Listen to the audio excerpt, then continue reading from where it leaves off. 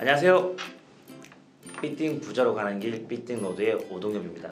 네, 안녕하세요. 부동산 주치 김재경 소장입니다. 재개발 재건축에 관심 있으신 분들은 모르시는 분들이 아마 없을 거라고 믿어 의심치 않는데요. 재개발 재건축 어렵고 복잡한데 항상 쉽고 재미있게 풀어드리고 있습니다. 저는 소장님 보시면 너무 부러워요.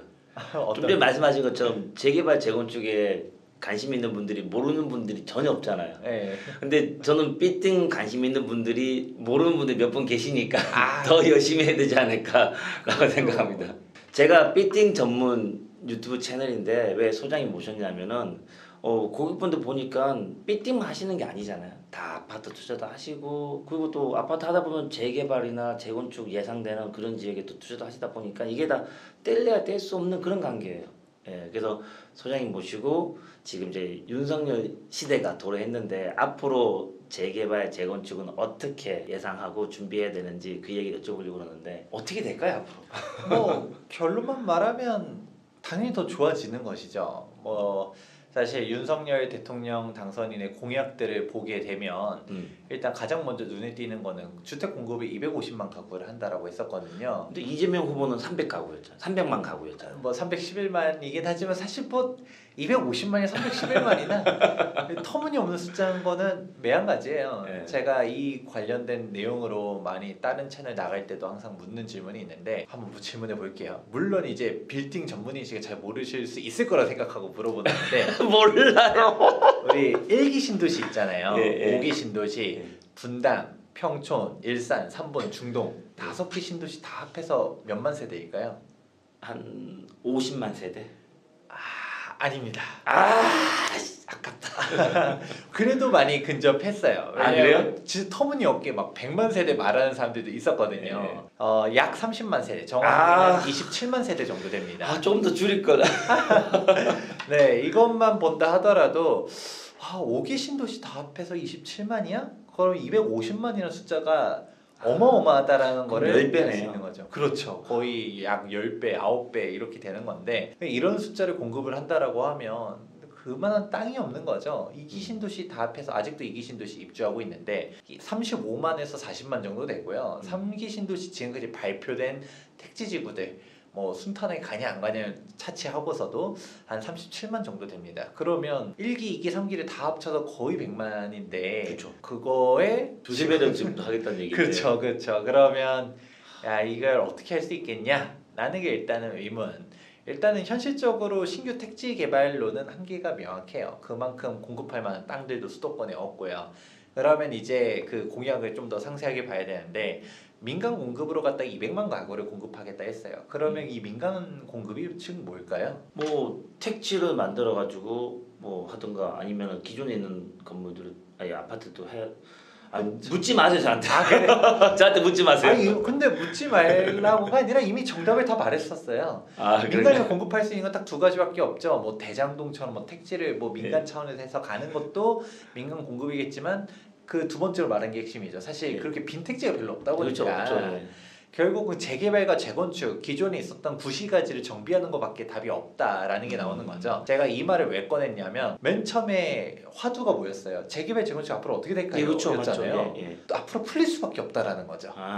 재개발과 공약을 재건축? 시행하려기 위해서는 그렇죠. 이 공급 숫자를 맞추려고 하다 보면 재개발과 재건축 둘 다 풀어줄 수밖에 없고, 근데 재개발 같은 경우는 이전에도 제가 오동혁 대표님 채널에 나와가지고 재개발 얼마나 좋은지 세금적인 그죠. 부분들도 예. 얘기하고 뭐 극단적으로 재개발에서도 통상가, 통건물이 있다 이런 말들도 있었잖아요. 맞아요. 얘기하셨어요. 뭐 빌딩을 사는 게 아니라 재개발 지역에 꼬마 빌딩 같은 거 몇십억짜리를 그냥 사시는 그렇죠. 분들이 있다라는 말들도 했었었는데, 근데 이제 그런 부분들 재개발은 원래 이제 규제 사각지대로 활성화됐었던 부분들도 있었고, 그리고 이미 2020년도부터 5, 6 부동산 대책 공공재개발이라든지 2021년도 2, 4 부동산 대책의 공공재개발이라든지 그리고 지금 현재 오세훈 현 서울시장 시대로 오면서 주거정비지수제 폐지, 신속통합기획 이제 활성화, 모아주택 등등으로 해서 그렇죠. 정비사업 자체는 계속적으로 활성화가 되고 있었어요. 맞아요. 그럼 반면에 지금 이제 주목해야 되는 건 오히려 재건축이다라고 저는 보고 있어요. 왜냐면 재개발은 이전부터도 계속 잘 뜨고 있었거든요. 재건축은 근데 규제 일변도로 눌려 있었다가 이게 풀릴 건데 대표적인 게 안전진단 규제가 완화될 거라는 그쵸, 거죠. 맞아요. 뭐 대통령께서는 이제 30년 넘어가면 구조 안전성 자체를 아예 면제하겠다라고는 했지만 이 안전진단 자체를 없애는 거는 도정법 개정 사항인데 국회가 그대로잖아요. 그거는 조금 어렵다고 보고 있어요. 예. 같은 의미로 재건축 초과이익 컨설제도 좀 어렵지만 근데 이제 안전진단 같은 경우는 이게 국토교통부 고시에 해당되는 거예요. 그럼 대통령이 바꿀 수가 있겠죠. 그렇죠. 정확하게는 이제 국토부 장관이 바꾸겠지만 뭐 대통령이 지시해서 정확합니다. 그 국토부 장관이 대통령이 임명을 하기 때문에 네. 사실상 이제 시행령 같은 경우는 대통령의 의지만 있으면 바꿀 수가 있다라는 것이죠. 그런 식으로 가는 부분들도 여러분이 큰 틀에서 알아두면 좋을 것 같고 재건축이 이제 본격적으로 다 뛰어 올라갈 거라고 보고 있습니다. 제가 대치동에 살거든요. 뭐 한 40년 된 낡은 아파트 사는데 뭐 대치동도 바뀌나요? 아 그럼요. 좀 기다리면 되나요? 이제 어디냐라고 하면 30년 넘어간 아파트들이 이제 다 뜰 건데 대표적인 게 강남에서는 대치동을 들 수 있죠. 뭐 압구정, 뭐 잠원동, 반포동, 예. 개포동 다 이제 반포하고 잠원 지금 다 건데. 바뀌었잖아요. 반포동은 이제 거의 다 마무리가 돼 가고 있지만 아직도 안 된 애들도 있고요. 예, 예. 잠원동은 아직 좀 많죠. 아 그런가요? 예. 네, 그러고 이제 대치동 같은 경우 대표적 음마 아파트부터 시작해가지고 음마가 가야지 제가 사는 아파트도 갈 것 같은데 이게. 근데 이제 다 될 거랍니다. 이제 뭐 그동안 막혀 있었던 부분들 일단 안전진단이 통과가 안 됐었었는데 예. 이제 본격적 안전진단에 대한 부분들이 출발이 될 거니까 이제 대치동 날라가겠죠. 조금 더 버텨보겠습니다. 그러면 지금 어쨌든 뭐 아파트 재개발, 재건축 이 시장은 가격이 오른다는 거죠, 그죠? 그렇죠. 예. 그러면은 어디를 사야 됩니까? 지금 제가 뭐 대치동 제가 사는 집을 얘기 드리긴 했지만 대치동 말고 다른 지역 중에 요 지역은 좀 괜찮게 보면 좋을 것 같다라는 지역이 있으면. 뭐 금액을 조금 세게 말해볼게요. 왜냐면 우리 빌딩로드 채널을 애청해 주시는 우리 건물주분들께서는 저희 채널 좀 있는 분들이 많이 들으시기 그렇죠. 때문에 있는 분들 중심적으로 오히려 제가 다른 채널 나가면 거기 너무 비싸잖아요. 예. 좀 금액대 낮춰주세요 이러는데 오늘 그냥 세게 한번 질러보겠습니다. 예. 돈 있으면 볼 것도 없이 그냥 압구정 가야죠. 압구정 무조건 압구정이죠. 제가 14년도에 압구정 살려다가 안 샀거든요. 그때 샀어야 됐죠. 그렇죠. 그때도 압구정이에요. 지금도 압구정인데 이렇게 말해보면 좋을 것 같아요. 왜냐면 조금 돈 있으신 분들 많은데 이제 압구정 사시는 분들 같은 경우랑 좀 얘기를 하다 보면 좀 다른 세상 같은 느낌들이 좀 있습니다. 아마 대표님도 압구정 사시는 분들 많이들 만나보셨죠. 예. 근데 여기서 나이대가 한 60 넘어가시는 분들 있잖아요. 예, 맞아요. 그분들은 반포를 개무시해요. 이런 이거 분들 반포 사시는 분들이 보시면 어떻게 하시려고 지금 그러세요? 반포 엄청 좋습니다. 반포 엄청 좋은데 제가 그랬다는 게 아니라 그분들이 진짜 반포를 안 가요. 출발선상이 다르죠. 압구정 같은 경우는 민간 아파트, 현대 아파트로 출발을 했었던 것이고 뭐 반포동 같은 경우는 주공 아파트잖아요. 물론 그렇다 해서 우리가 생각하는 그 주공 아파트가 출발이 서민 아파트 이런 건 아니었어요. 반포가. 그래도 압구정 현대는 일단은 민간 아파트였고 그리고 개발이 됐었던 순서들을 보면 알 수 있을 텐데 지하철이 뚫리는 게 3호선이 먼저 뚫렸잖아요. 그렇죠. 3호선이 압구정 현대 아파트 딱 초역세권에 있고 그러면서 가는데 3호선이 이제 쭉 물론 돌아가다가 이제 고속버스 터미널역까지도 그렇죠. 가긴 예, 하지만 근데 진짜 이제 반포동을 가로지르는 지하철 노선은 9호선이었죠. 9호선이죠. 예. 9호선은 맨 마지막으로 개통되었죠. 예. 그러니까 이제 반포동에서도 지하철을 이용할 수 있는 반포동도 있었지만 사실 조금 멀리 있었던 그렇죠. 예. 여기랑 먼 그쵸. 아파트 단지들이 많았었죠. 그렇죠. 그런 부분들도 이제 개선이 된 거는 9호선이 뚫리면서 된 건데 그렇죠. 이런 부분만 본다 하더라도 압구정 사람들은 이제 프라이드가 대단한 것이고 그리고 이제 압구정 자체에 대해서도 약간 이제 갖고 있는 그런 힘들 또 우리가 풍수지리를 저는 사실 믿진 않아요. 근데 돈 많은 분들 그걸 또 믿잖아요. 그렇죠. 그거 따라가지고 사냐 안 사냐 다 결정하신 분도 꽤 많이 있으시더라고요. 근데 이제 풍수 중에서 어떤 내용이 있냐면 우리 물길이 감싸는 지형이 좋다라는 말들 하죠. 그게 혹시 이촌동이 그렇지 않나요? 동부 이촌동 맞습니다. 이촌 우리가 한강이 이렇게 S자로 가잖아요. 그렇죠, 맞아요. 그러면 밑에 용산 쪽에서 동부 이촌동이 그렇게 예. 물길을 담아두는 느낌인 맞아요. 거고 그리고 압구정이 이렇게 볼록하게 나오면서 물길을 딱 감싸는 쪽으로 되는 거죠. 근데 이게 저는 풍수지리학적인 거를 별로 믿지는 않지만 이게 우리가 인문사회적으로는 어느 정도 일리는 있다라고도 하는 게 우리가 진짜 우리나라뿐만 아니라 해외에 유명 이제 대도시 가장 부촌들 보다 보면 이렇게 물길이 감싸는 쪽들이 많긴 해요. 그게 외국은 풍수지리가 없을 거잖아요. 그렇죠. 예. 근데 이게 조금 이제 인문적으로 들어가게 됐었을 때 또 경제적으로 들어왔을 때 이 나름의 일리가 있는 거는 다리가 교통의 결집지라는 거죠. 예, 그렇죠. 예. 왜냐면 우리가 예를 들어서 뭐 이제 조금 평평한 쪽이라고 하면 다리가 있으면 딱 그냥 하나 있고 끝인데 우리가 볼록하게 있다라고 하면 이쪽 또 이 지역에서 퍼질 때 다리 하나 건너, 다리 하나 건너, 다리 하나 건너 두세 개 만들어지게 다 넘어갈 수 있는 거죠. 당장 압구정에서 동호대교, 성수대교 건너가서 가는데 저 같은 경우는 지금 옥수동에서 있지만 이제 옥수동에서 다리 건너서 압구정 갈 수 있지만 성수동을 가려면 이렇게 돌아가야 되는 거죠. 예. 이런 부분들을 생각해 보면 압구정에서 그냥 다리를 어디 타냐에 따라서 금방 휙휙 넘어갈 수 있기 때문에 이제 교통의 요지가 되기도 한다. 어쨌든 다리를 만들려고 하다 보면 이게 볼록하니까 여기를 중심으로 해서 이렇게 부채꼴로 그렇죠. 만들어지니까 네. 어쨌든 여기서는 이 다리를 다 이용할 수 있는 게 된다는 얘기네요. 그럼요. 그렇게 되는 것도 있고 아까 반포 얘기는 했지만 사실 반포가 무시 못하는 곳이죠. 그렇죠. 우린데도 이제 그 어르신들의 제 얘기가 아닙니다. 그 어르신들의 이 사고 방식은 절대 반포로 안 갑니다. 나이가 한 60 넘어가시는 압구정에서 원래 동안 있었던 분들 차라리 그 돈을 어딜 가냐면 한남뉴타운은 가요. 오히려 한남뉴타운이 더 싸거든요. 반포 훨씬 더 비쌉니다.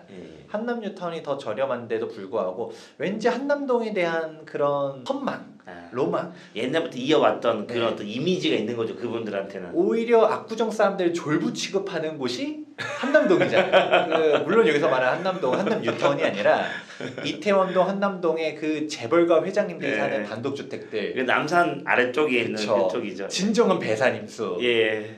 뭐 한강을 남향으로 봐야지 뭐 북향으로 봐. 그러니까 이런 분들이 있는 그런 곳이니까 진짜 뭐 재벌가 회장님들이 있는 곳이나 유엔빌리지, 한남더위, 나인원 한남 이런 쪽은 조금 어려워도 그래도 한남뉴타운 개발되면 좋겠다 라는 생각을 가지고 있으니까 또 용산이 또 전기가 있다라는 말들도 많이 하잖아요. 그쵸. 맞아요. 그런 식으로 가고 옆에 이제 용산 민족공원 개발되면 이건 장난 아니다. 우리나라에선 이만한 숲이 없어 왔기 때문에 잘 모르지만 다들 얘기하는 게 뭐 뉴욕의 센트럴 파크, 런던의 하이드 파크 이런 말들 하는 것처럼 용산 민족공원 되면 장난 아닐 거다. 더군다나 이제 벌써 진짜 확정이 될지 안 될지 모르겠지만 벌써부터 이제 윤석열 당선인 시대로 되면서 청와대에서 이제 용산의 시대로 올 것이다. 국방부 청사로 이제 갈 것이다라는 내용들도 좀 있잖아요. 그렇죠. 뭐 진짜 어떻게 될지는 좀 지켜봐야겠지만. 좀 그건 그건 확정된 게 아니니까 뭐 그럼- 그런 사람들이 몇 개 있는 것 같아요. 네, 그런 부분들도 있다 보니 그만큼 용산이 사실 앞으로 더 좋아질 거다라는 생각도 하면서 오히려 한남뉴타운을 가도 그렇게는 가는데 왜냐면 자녀한테 집을 사주려고 했었을 때 보통 이미 압구정 사람들은 압구정에 집이 있어요. 그렇죠. 근데 자녀가 문제인 거죠. 그렇죠. 아무리 돈이 많다 해도 애들한테 압구정 버겁죠. 40억, 50억씩 턱턱 사주기는 예, 그렇죠. 그것도 세금도 내야 되잖아요. 맞아요. 증여세가 장난 아니잖아요. 예, 그런 맞아요. 것까지 내면 탁탁 사주기는 좀 어려우니까 반포를 좀 보는데 반포도 만만치 않거든요. 예. 반포도 4, 50억 갑니다. 그러니까 예. 사람들이 반포를 이 돈으로 하면서 그냥 차라리 그렇게 한남 넘어가는구나. 네, 그렇게 차라리 가면서 반포 이미지는 고속버스 터미널역 약간 좀 복잡하고 예. 뭐 쾌적한 건 압구정이 최고지 이런 이미지가 있는 거예요. 약간 이 부분에 대해서 이렇게만 얘기하면 반포 분들이 기분 나빠할 수 있어요. 이제 반포로 넘어가. 반포로 이제 반포로 반포도 얘기해야 돼요. 근데 반포도 그렇다고 해서 무시할 수가 없는 게 반포는 진짜 지금 현재 가장 비싼 부촌이죠. 그렇죠. 최고로 가격이 비싼 네. 동네가 반포잖아요. 왜냐면 압구정이 물론 재건축이 되면 날아갈 거지만 솔직히 지금 거주 환경은 물론 주변 환경은 너무 좋지만 아파트 자체가 너무 오래됐잖아요. 그러니까 이런 부분도 조금 불편하다라고 하면 신축에 대한 선호 형상이 높은데 지금 반포의 대장이 어딜까요? 아리팍. 그렇죠. 아크로리오파크가 종전에 종전 최고가가 45억이 있는데 이 45억을 갱신했습니다. 46억 6천이에요. 그것도 대박이네, 대박. 33평형. 국민 평형 기준 전용 면적 84제곱미터가 46억 6천이에요. 압구정 30평대보다 더 비싼 거예요. 예. 그런데 이제 아크로 리버파크도 언제적 아크로 리버파크예요. 벌써 이제 10년이 넘어가잖아요. 그렇죠. 이제 10년 다 돼가죠. 예. 그렇게 됐는데 이제 그런 부분을 생각해 보면 이제 포의 대장은 어디로 넘어갈 것이냐? 레미안 원밸류 넘어갈 것이고 예. 사실 레미안 원밸리보다 진짜 대장은 우리 아크로 리버파크에서 좌측으로 왼쪽. 네. 아, 우리 반포주공 1단지 1, 2, 4주구가 있죠. 예. 여기는 모양을 보면 정말 예뻐요. 한강변에 정말 대단지가 쫙 있고 네모 반듯하게 있다 보니까 여기가 들어서면 그냥 33평형 가격이 지금 봐도 그냥 50억이 눈에 보이는 거죠. 그러면 이제 강남이 중심이라고 봤을 때 많이 왼쪽으로 갔거든요. 거의 그렇죠. 뭐 서초의 끝자락이잖아요. 뭐 동작구 넘어가는 그런 쪽인데 그러면 계속 왼쪽으로 더 갈까요? 이제 왼쪽으로 가다가 더 왼쪽으로 가기는 어렵겠죠. 왜냐면 반포 옆에 이제 흑석뉴타운이 있긴 하지만 사실 이런 말을 하긴 뭐해도 흑석뉴타운 정말 좋습니다. 반포의 후광역과 바꿔 서반포라고도 말하기도 하는데 그렇죠, 맞아요. 이 말을 하면 반포 사람들이 비웃죠.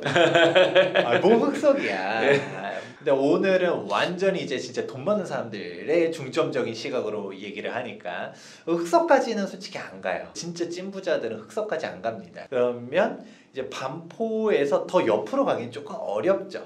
이제 나중에 이제 흑석, 노량진 다 좋아지긴 하겠지만 동작구로 가기보다는 이제 반포가 딱 좋아지면 이제 어느 쪽으로 내려오느냐 방배동 쪽으로 다시 내려오는 거죠.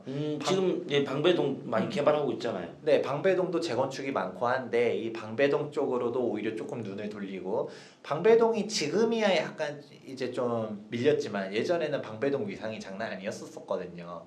그런 부분들도 이제 아파트 중심적으로 체계가 바뀌다 보니까 그런 게 있었는데 방배동도 지금 방배 5, 6, 14, 15 이런 식으로 가는 부분들이 있어요. 그렇게 개발이 되다 보니까 이제 방배동 쪽도 이제 좋아지겠구나라는 생각들 볼 수 있는 거고요. 이미 뭐 재건축 초과이익 환수제 피한 방배동 재건축들도 있고요. 그런데 이제 여기서 핵심적인 사항들은 그래서 어디가 좋냐라고 하면 저는 목적성을 중시하라고 합니다. 라이프 사이클이라든지 내 삶의 질 어떤 게 더 중점적으로 보느냐에 따라서 그러면 반포냐 압구정이냐 이런 부분들이 결정이 나는 거죠. 그러면 이제 어떻게 되느냐? 지금 내 나이가 지금 건물주 시청자분께서 한번 생각해 보는 거죠. 내 나이가 지금 60이에요, 70이에요. 압구정이 분명 그냥 당연히 더 좋아지죠. 반포가 지금 벌써 50억, 60억 얘기가 나올 정도면 압구정은 진짜 100억 가는 거거든요. 예, 그렇죠. 그런데 압구정 100억 갈 거야 하면서 이제 압구정을 사놨는데 솔직히 압구정 현대아파트 이제 뭐 조합설리 인가가 막 되고 있기 아직 많이 남았잖아요, 시간이. 그렇죠. 지금 여기 완공되려면 10년입니다. 환갑잔치할 때 입주한다든가 그러겠네요. 아니면 이제 칠순자치할 때 입주한다든가 우리 개포동도 지금 재건축 얘기가 아직 없죠. 어느 단지는 정확히 모르겠지만 이제 안전진단 뭐 그렇죠. 얘기 나오고 네. 그러면 현실적으로 15년 걸립니다. 지금부터 이제 출발하면 15년이에요. 그럼 뭐야라고 할 수 있지만 조합이라든지 중개사들이 말하는 청사진을 믿지 마세요. 왜냐면 제가 재개발 재건축 전문가잖아요. 예. 기본적인 절차들 보면 오히려 15년에서도 더 걸린 애들도 많죠. 근데 이제 좀 원만하게 진행된다 했었을 때도 밟아야 되는 절차들이 있으니까 그렇죠. 예. 그런 걸 고려했을 때 최소 10년, 15년. 이게 가긴 가겠지만 시간이 걸리니까 나이가 많이 있으신 분들은 좀 그렇고 그렇죠. 이런 거는 젊으신 분들이 이제 몸테크 해야 되는 거고. 몸테크라든지 아니면 애들한테 사주는 거죠. 애들한테 사주고 꼭 실입주 해야 되나요? 물론 압구정 같은 경우는 이제 토지거래 허가구역이라든지 뭐 이런 부분들도 있긴 하니까 조금 그렇긴 하지만 그냥 뭐 이런 말하긴 뭐하지만 꼭 실구주 안 하시는 분들이 있어요. 목동 같은 경우도 토지거래 허가구에 있고 참 목동도 괜찮죠. 네, 그렇죠. 목동도 좋죠. 목동은 다 이제 낡은 아파트밖에 없잖아. 그죠? 그렇죠. 이제 그런데 목동만 해도 중산층이라고 하기에는 목동이 중산층에 가기엔 너무 비싸긴 하지만 그렇죠. 그래도 진짜 돈 많은 사람들은 사실 목동까지는 안 가죠. 그냥 지금 이제 대표님 있는 것처럼 네. 대치동을 가든가 대치동 가기 조금 어렵다라고 하면 개포동으로 차라리 간다든가 이렇게 가는 거죠. 그래서 이제 흐름을 보면 딱 이거예요. 압구정 1번으로 보는데 내가 나이가 조금 나도 신축 아파트에 살고 싶은데 너무 언제까지 이래야지 몸 부귀영화를 누리자고 내가 벌어봐야 얼마 더 번다고 좀 있으면 뭐 갈 텐데 뭐 이런 생각. 갈 텐데는 요즘 100세 시대니까 좀 오래 계시겠지만 그래도 반포동으로 간다든가 예. 반포동 아니면 좀 방배동 오히려 좀 이제 방배동도 보면 관리처분 인가 다 나와서 이주 철거 들어가고 있는 데들이 있거든요. 네. 그런 부분들 생각해 보면 방배동도 괜찮고요. 근데 이제 약간 좀 더 이제 내려가면 이제 대치동 아니면 개포동 이렇게 하는 게 기본적인 강남권이요. 어쨌든 강남은 지금 다 좋네요, 뭐. 그렇죠. 뭐라도 사면 되네. 그렇죠. 강남에 36서 넘어간 거는 뭘 사도 상관없고요. 옆으로 이제 가게 되면 송파구에서는 대표적으로 올림픽 선수촌 아파트가 있죠. 선수촌 아파트. 예. 잠실주공 5단지 장미 아파트 예, 있고 회미리 아파트도 많이 나오고 있고 그런 단지들 많습니다. 근데 이제 강남은 솔직히 말 안 해도 워낙 좋아요. 그러면 이제 대표님들께서 생각해 보다가 어디를 갈까?